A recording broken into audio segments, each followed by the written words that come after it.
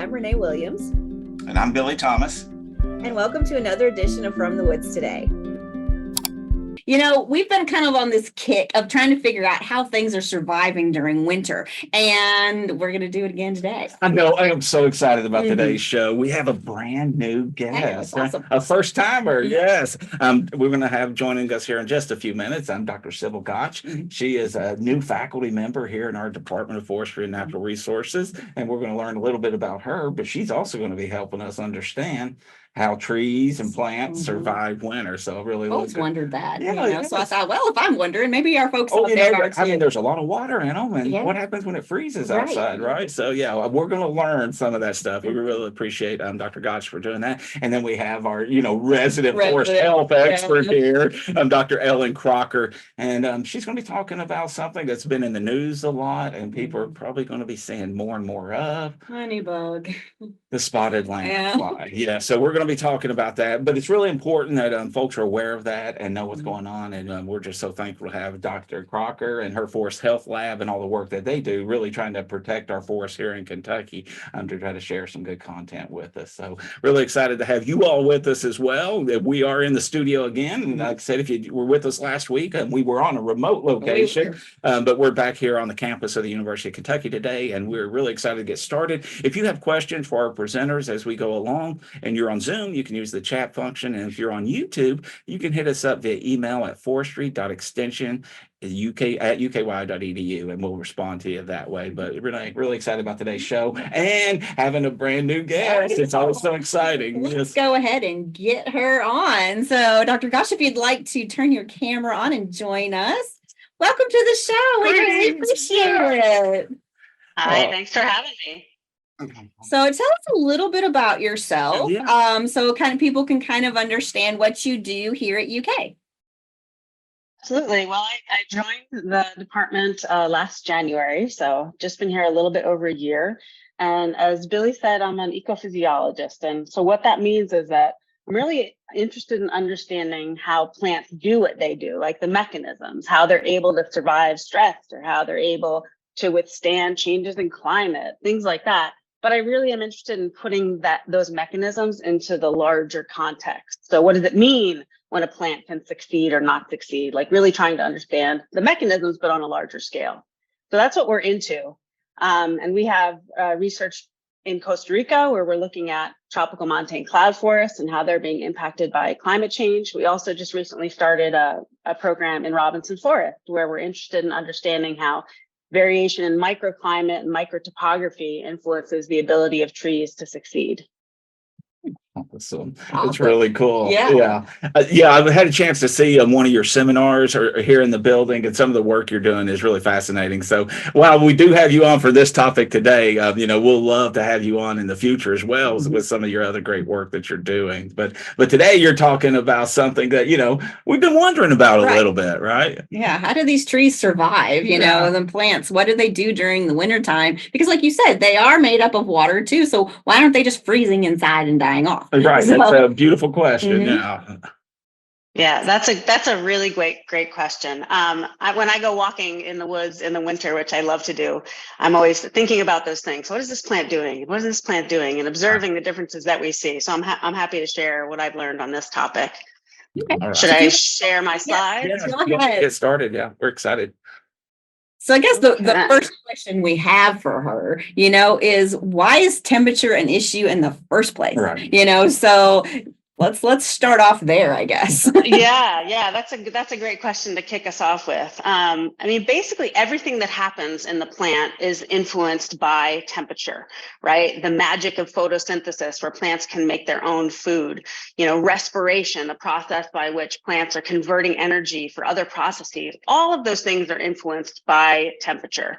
And so that's not just about winter, but, about changes in temperature broadly, but winter does, and cold temperatures in general do have some unique challenges. Can you guys see my slides okay? Looks good. Awesome. So different plants have different optimum temperatures. If you are a plant that lives in a boreal region, which is a really cold region in the north, you are going to have a different optimum temperature than a plant that lives in the desert, say a plant in Nevada, or a plant in Kentucky. And a lot of this has to do with photosynthesis.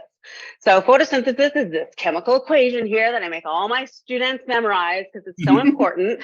This is the process by which plants take in carbon dioxide and they use some water and they convert that into their own food, which is sugars, right? And that process happens optimally at different temperatures for different species. So if you're these mosses in really cold environments, your maximum photosynthetic rate, which would be right here in the peak of this figure, is at about 15 centigrade. If you are a desert shrub out in the hot area of Nevada, your maximum rate might be over 100 degrees Fahrenheit, which it is in this case. So the maximum rate at which you function is going to depend on what environment you have evolved to live in. So that's one thing. Optimum temperature is going to vary from one place to another. And then another thing that's important to think about with low temperature is that the effects of low temperature are felt throughout the inside of the plant. And you had mentioned, what happens when you have a lot of water in a plant and it freezes. And that's a really, really good point. We'll get to that. But there's also influences on other chemicals that are inside the plant. And one of those is lipids. So here on the left, we're looking at a cross section of a leaf.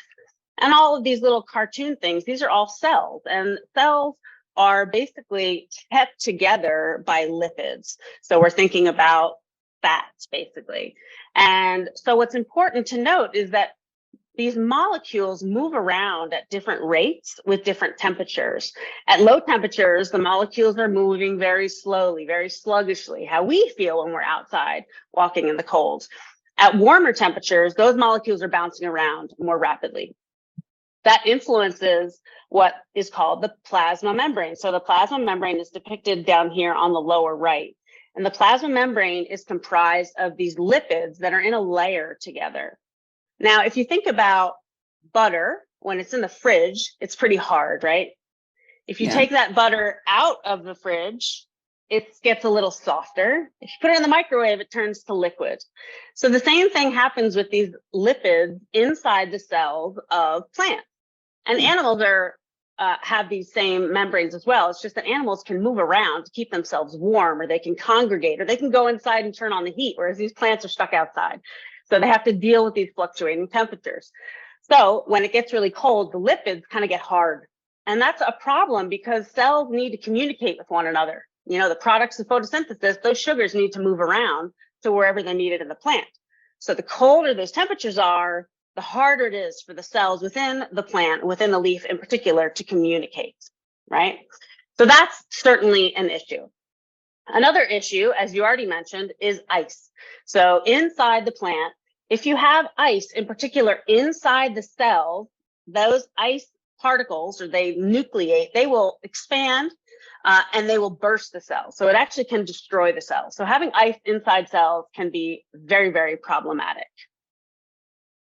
Another thing that can happen is that there's a mismatch between the ability of a plant to capture solar energy and the ability of that plant to convert it into sugars.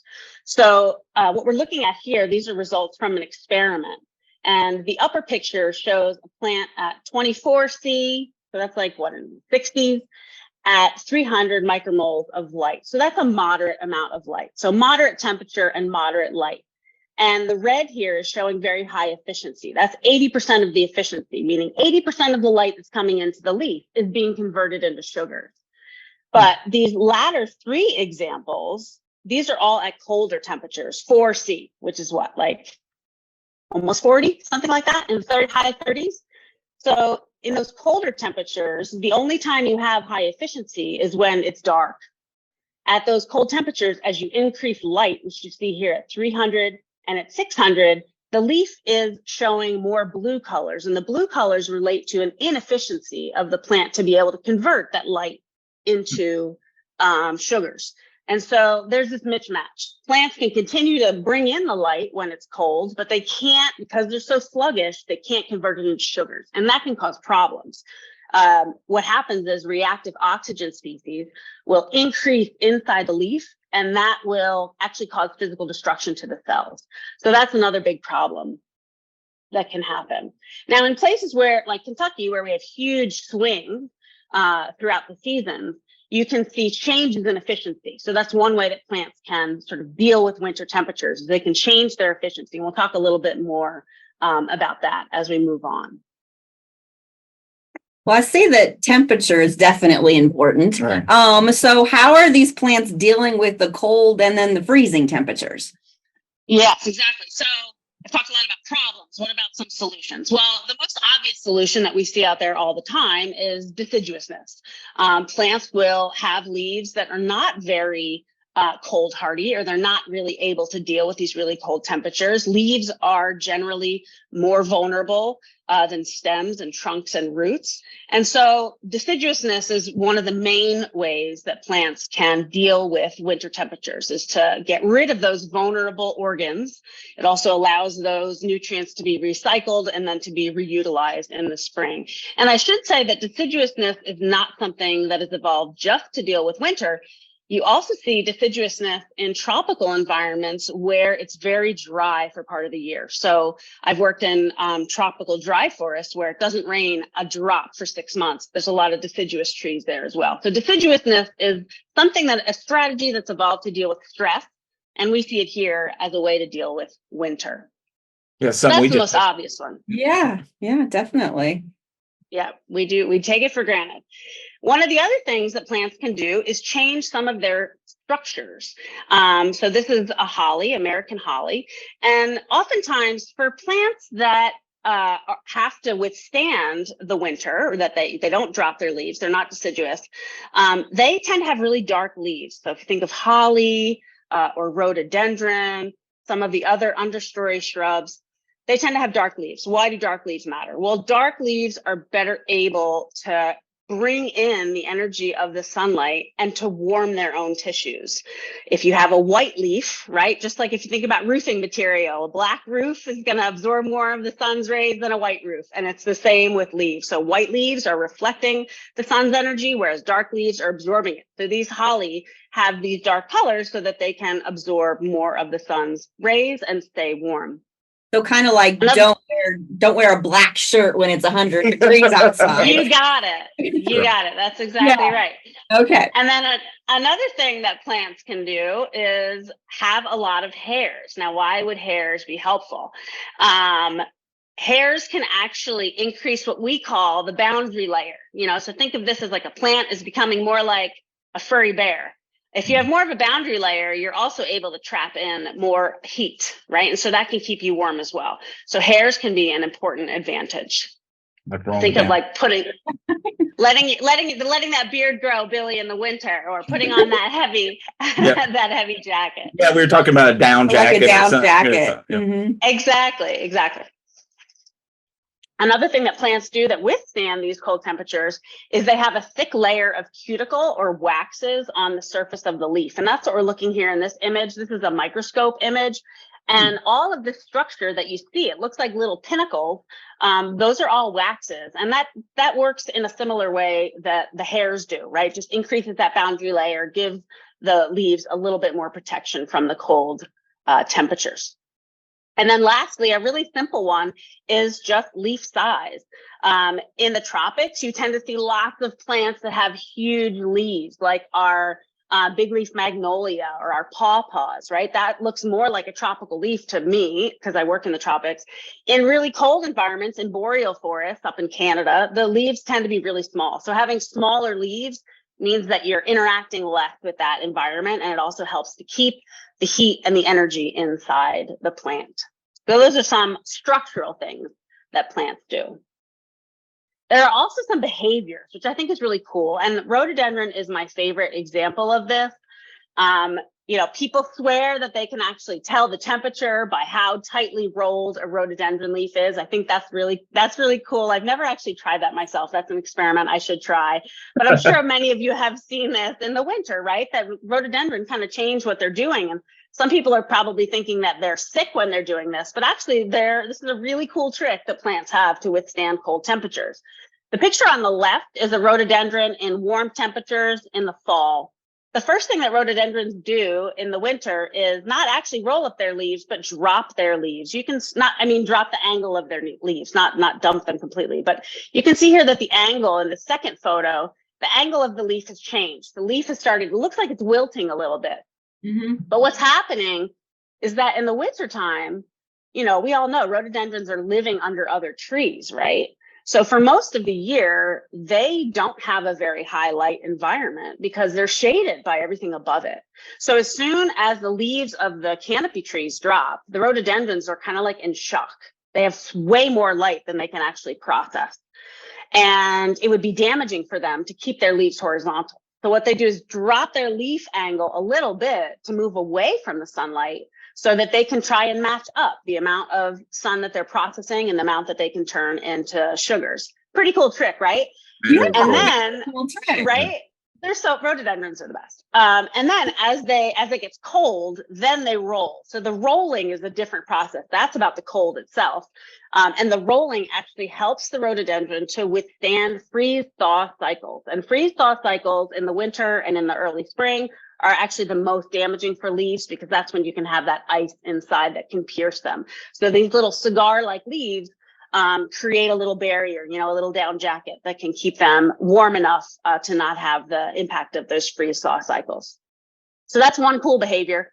Another cool behavior that is exhibited by mostly plants that live in Arctic areas. I don't know of one around here that does this, but I'll keep my eye out in case there is one. I'll let you all know. But this is a process called heliotropism, where a plant can move to track the sun. Now, sunflowers do this also, but it has nothing to do with winter. In these really cold environments, these little Arctic or boreal plants will actually track the sun throughout the day so that they can get as much of the sun's energy and warmth as possible. So not only there are structures that can help these plants deal with cold temperatures, but there are actually active movements that plants can do as well. They're a little satellite, Yeah. It's really satellite dish orienting to the sun. Exactly. That's cool. Yeah. So the other thing I was going to talk with you about is chemistry. Plants can actually change their internal chemistry to deal with low temperatures as well. So it's not just about structures and behaviors, but chemistry also. How do they do that? Yeah, this gets a little bit more complicated. So there's three major sort of problems and solutions that I want to highlight for folks here today that I think are really common things that all plants have to deal with. And the first one that we already mentioned is ice. Ice can be really problematic in cells. They will expand inside the cells and burst the cells, and then it's kind of game over. I'm sure many of us have seen, plants that we've left outside for a little bit too long, and those leaves get frost damage. And that's what's happening, is that the cells inside are actually bursting. Okay, so how do plants deal with ice formation? One of the things that they can do is produce these proteins that we actually call antifreeze proteins, which is pretty cool. And the antifreeze proteins they are attracted to a little nucleus of ice, like the first little bit of ice that forms will then attract all these antifreeze proteins, and the antifreeze proteins will lock that little ice granule into place so it can't expand. And this is why cold tolerance is something that happens over time, because antifreeze proteins take time to produce. In the summer, the plant has no antifreeze proteins. But as the cold temperatures of the fall progress, more and more of those are being produced. So by the time we're in the deep freeze of winter, plants that are used to dealing with winter have a lot of antifreeze proteins so that they can limit the growth of ice inside the cells. The other thing that plants do is they promote ice outside the cell. So what we're looking at here is, a happy cell in panel A. In panel B, we have ice that is forming on the outside of the cell. And in panel C, we can see more ice forming on the outside of the cell. So there are other proteins that the plant will exude outside the cell so that ice forms on the outside. It doesn't really bother the plant if ice forms on the outside of the cell. It only is a problem if it forms on the inside. So they have proteins on the inside of the cell that'll limit ice, and proteins on the outside of the cell that will promote ice. So that's a pretty cool and very active chemical strategy that plants can use to limit that problem of, the ice expanding and bursting their cells open. It's So that's fascinating. one of them, right? Pretty cool. And then the other thing is about membrane fluidity. And I gave you the butter analogy, right? Where if butter's in the fridge, it's hard. And if it's in the microwave, it's liquid. Plants can actually actively influence the fluidity of the membrane in two ways. One is by inserting unsaturated fatty acids into the membrane. And another is by inserting cholesterol into the plasma membrane. So you might ask, why do these things help? Well, if we look over on the left-hand side, saturated acids have straight tails. Each one of these is a little lipid. They have straight tails. And so if they have straight tails, they pack together. And so that means at colder temperatures, they are more solid.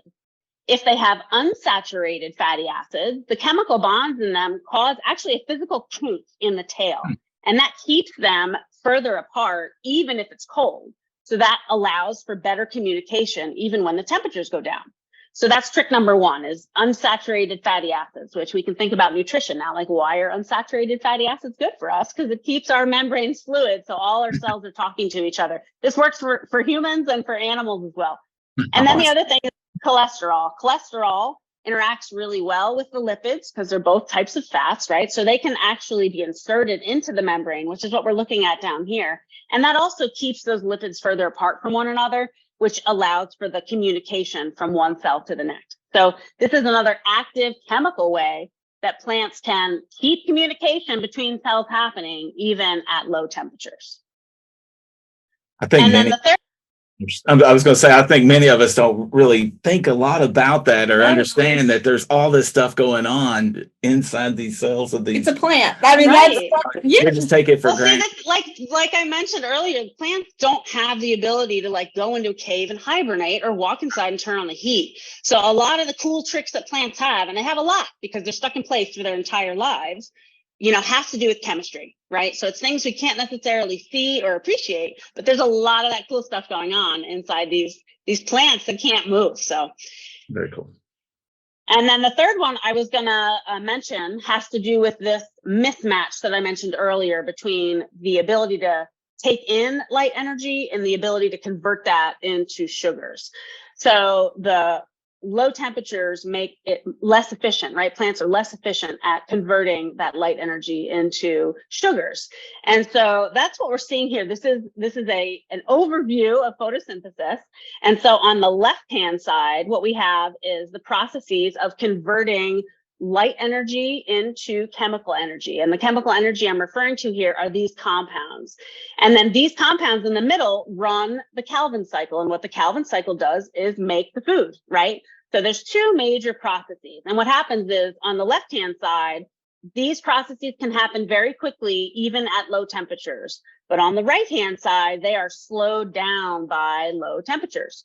So this is all driven by pigments in the leaf called chlorophyll. And chlorophyll are the pigments that drive the processes on the left side, right? So one thing that plants will do is they'll balance what's being received by the pigments with the rate at which the plant can convert that solar energy into sugar. So what I mean by that is to say that the plant will actively reduce the amount of chlorophyll in the leaf so that it exactly is able to process all of the light that's coming in. That way, there's no reactive oxygen species, there's no detriment to the leaf. It's totally balanced. And so this is something that plants, especially plants that live throughout that have leaves throughout the winter, are doing. They're balancing. So they'll increase chlorophyll when it's warmer, they'll decrease chlorophyll when it's cooler to exactly match the amount of sugar production based on the amount of light that's coming in. Pretty cool trick, right? Very cool. Very cool trick. One thing it's kind of, I'm looking at this going, okay, is that the difference between an annual and a perennial? Like, do they have different things that, I mean, because, some of them just die. The first cold snap, they're dead, and the other ones, they live through it and come right back. So is that the difference? Yeah, well, so annuals are going to have a different trick because before they die, they're not really, they are able to quickly quickly reproduce, right? And so there are different tricks of different strategies of plants as well, right? Where some plants are going to put all their storage underground so they can quickly bounce back, right? And other plants are going to have the investment in this energy to keep their leaves throughout the winter. Yeah. Okay. All types of different strategies. Definitely. And I would say my favorite of all, in terms of tricks that plants use to withstand winter, is this one. This is skunk cabbage. And a lot of people don't appreciate skunk cabbage just because of the name. But skunk cabbage, for anybody who lives in bottomland areas that might get a little swampy, skunk cabbage is one of the first flowers that you see. This is the flower here that I'm showing in the upper image and also down below. Was that us or? Sorry, can you hear? Yes, I can hear you. I lost Billy and Renee. Oh, we lost them, but we still got you. So feel free to keep going. I am always excited when I find skunk cabbage. We don't have much around here, but further north, it's really cool to see. Yeah, and so these are the leaves on the lower right. And so skunk cabbage can do this really cool thing, which is create its own heat. And skunk cabbage, there are about 14 families that are able to do this. It's not super common, but skunk cabbage is like a superstar in this realm because it can actually warm its flower to, 60 to 80 degrees Fahrenheit, warmer than the air. And so anybody who's walked around the woods and has seen skunk cabbage, you might have seen something like this and wondered why. Like, why is there a melted area of snow around the skunk cabbage? Well, that's because the skunk cabbage is actively melting that snow. It is able to use starches that are underground that it stores in the winter and convert that into heat. And it can create a lot of heat up to like 2 weeks. So an increase of 60 to 80 Fahrenheit over the air temperature for as much as 2 weeks. So I think this is a truly extraordinary method that some plants have evolved to be able to withstand the cold temperatures in the winter. Ellen, can you still hear me? Oh yeah, definitely. And if you have not seen skunk cabbage, if you go to Ohio, just a little bit further north, you might be able to spot some. Oh, cool. Nice. So there are trade-offs in all of this. Tolerating cold, all of the things that I've mentioned, that all of the sort of potpourri of tricks or tools that plants use or can use to withstand these cold temperatures, they all cost something, right? They all cost energy.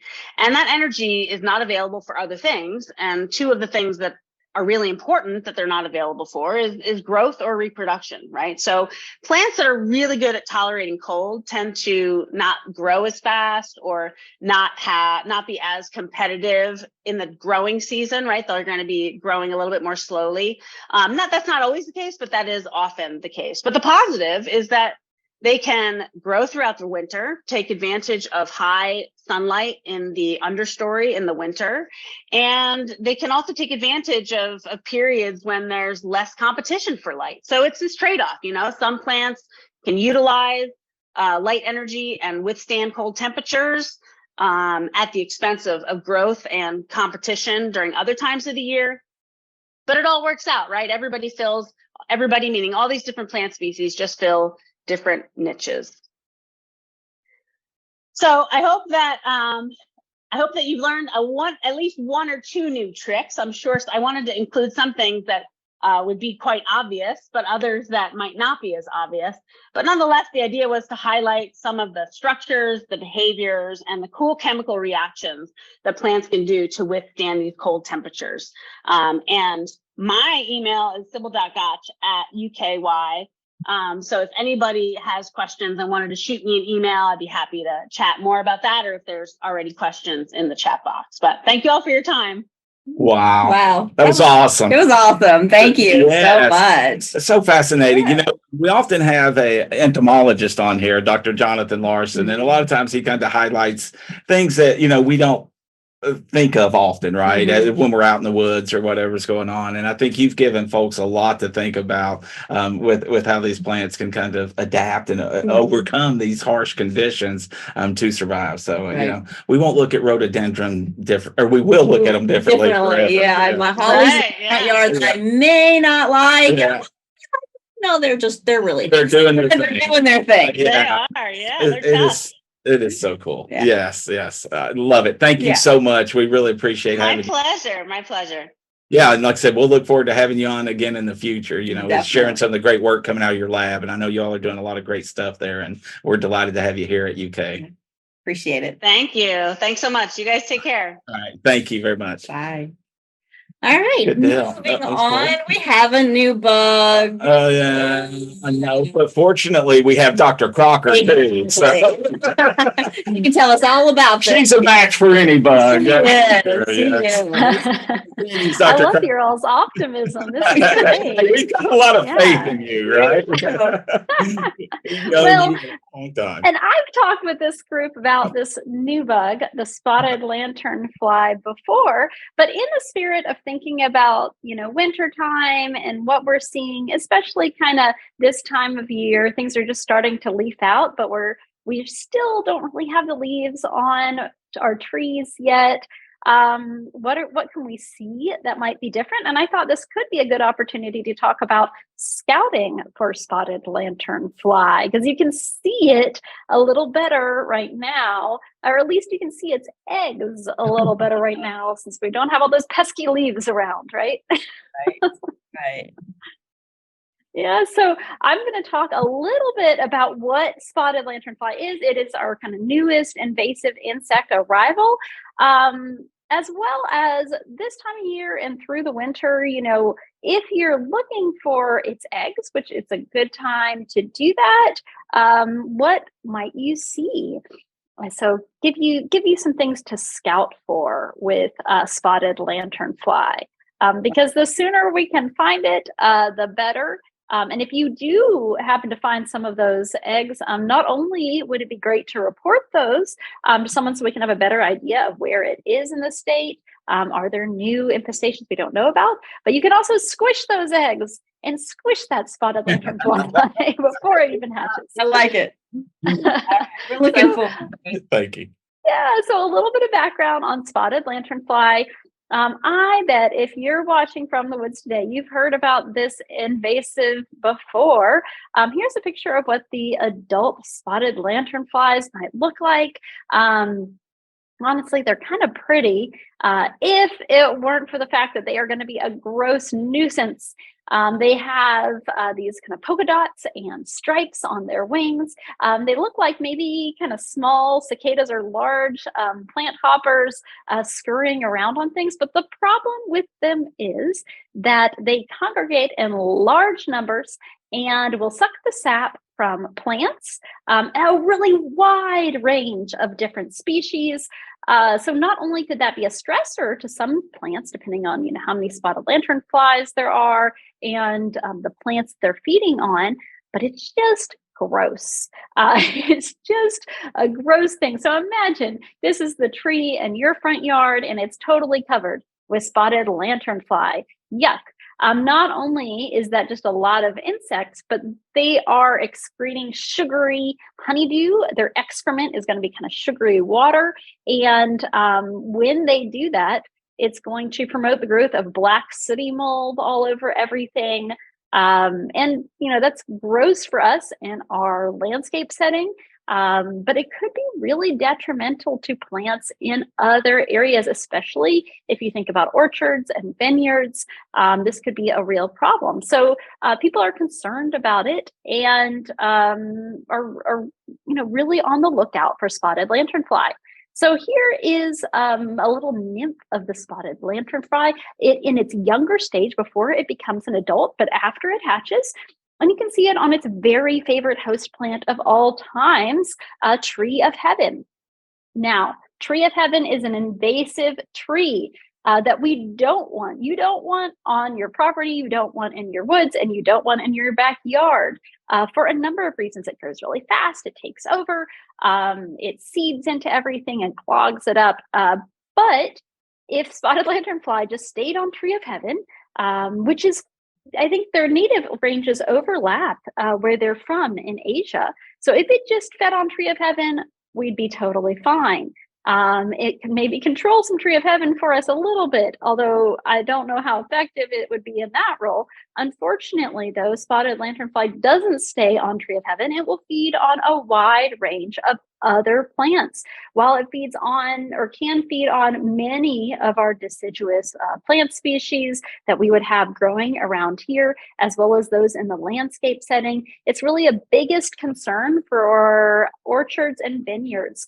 Both in terms of stressing those trees that are growing there, but also the impact that that might have to that crop long term. So just a little bit of information about spotted lanternfly and what it has the potential to feed on. The answer is pretty much everything. And a couple other pictures of what it looks like through its life cycle. So it would start out life as an egg, and you can see these eggs on this tree bark here. These eggs are kind of laid in lines. They might look like, tiny little packages, little rectangular shapes, and then those might be covered with this waxy substance by the female spotted lanternfly as she lays them to kind of hide them in there and disguise them. That can make them really hard to find. And unfortunately, not only do spotted lanternflies lay their eggs on trees, like in this picture, but they'll lay them on just about anything, from barrels, like in this picture, to vehicles. So that's a really easy way for spotted lanternfly to accidentally be moved from one place to another, having eggs laid on your truck or your car, accidentally moving it. So we're likely to see a really fast spread of spotted lanternfly just because it is so easy for it to get around unintentionally by us as well as on its own. So those eggs would hatch into these little nymphs, and you can see they go through a couple different phases and look different in each of those phases. Here you see these black with white polka dotted nymphs. That's going to be the very youngest ones, and they're scurrying around and hopping around on this Tree of Heaven shoot that you see here. Those are going to grow and develop into a second phase that looks a little different. These are going to be red and black with white polka dots on them. Still very noteworthy and eye-catching. And you can see in this picture, they can congregate with lots of them, be noticeable. And then those are going to develop into adults that look like that first picture of spotted lanternfly. Now, if you see pictures where they look like this, they look like a butterfly or a moth with their wings pinned out, that's really not what you're going to see.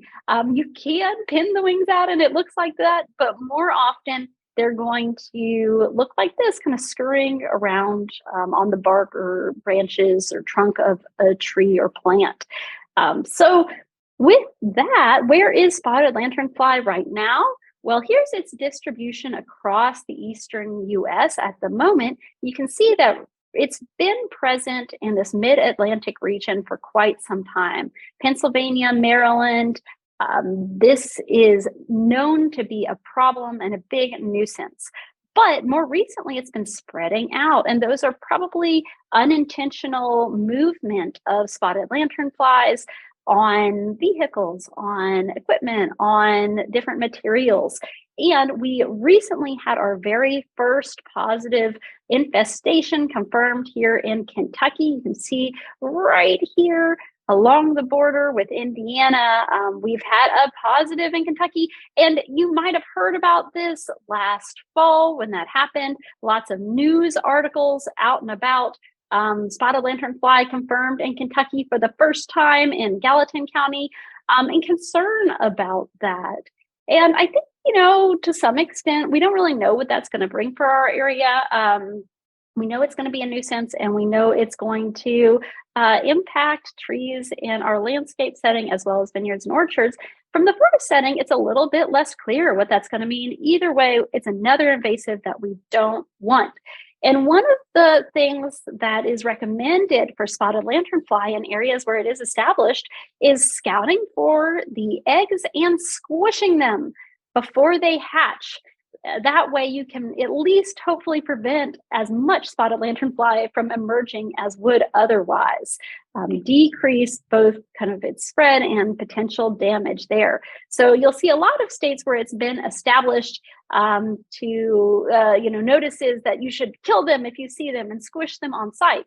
So I thought this could be a good time to talk about what to look for this time of year and as well as through the winter for spotted lanternfly.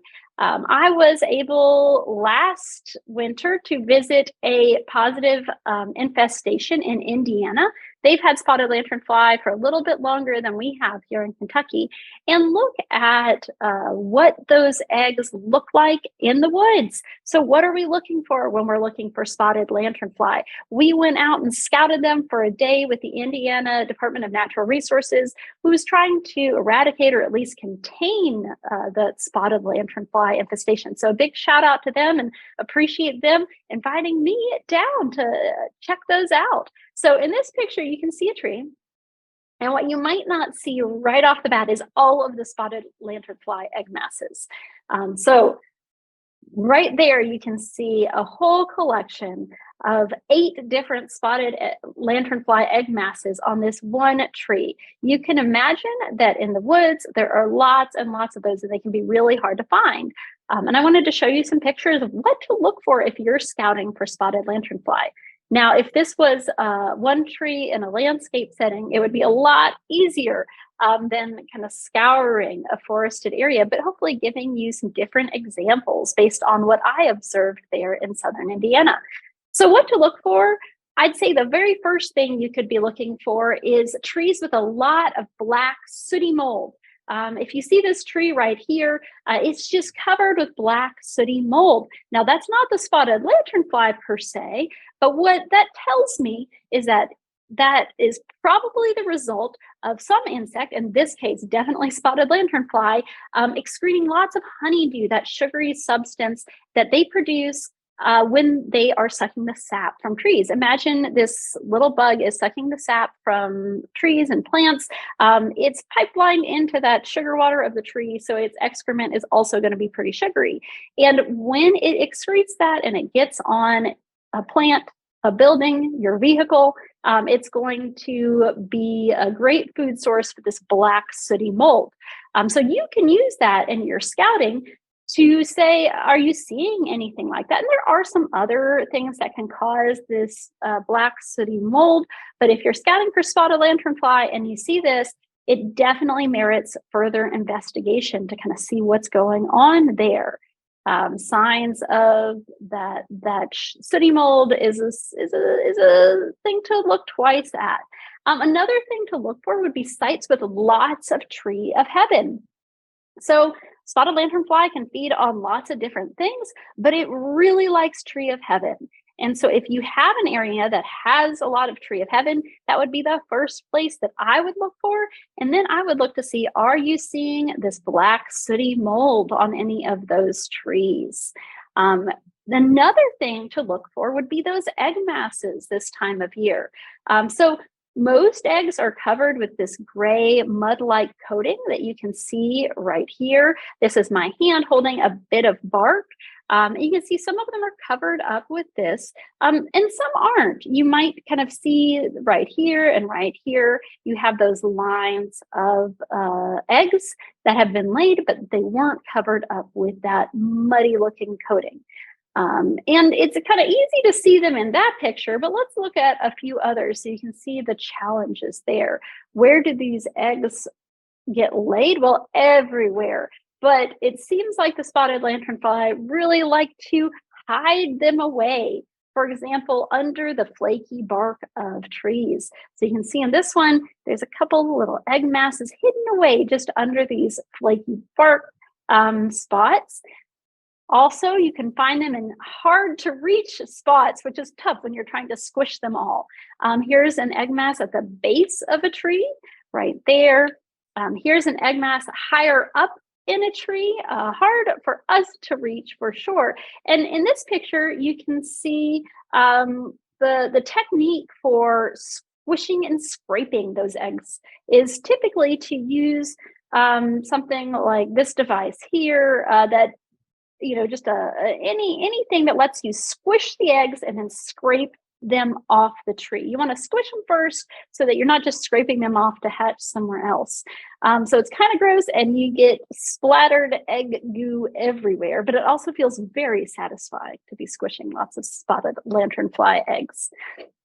Here's another picture. They can really be hidden. This is a hackberry, and you can, or maybe missed it at first, but those eggs laid right there in that furrow in the bark. I also found we have a lot of dead ash from emerald ash borer that's killed those trees.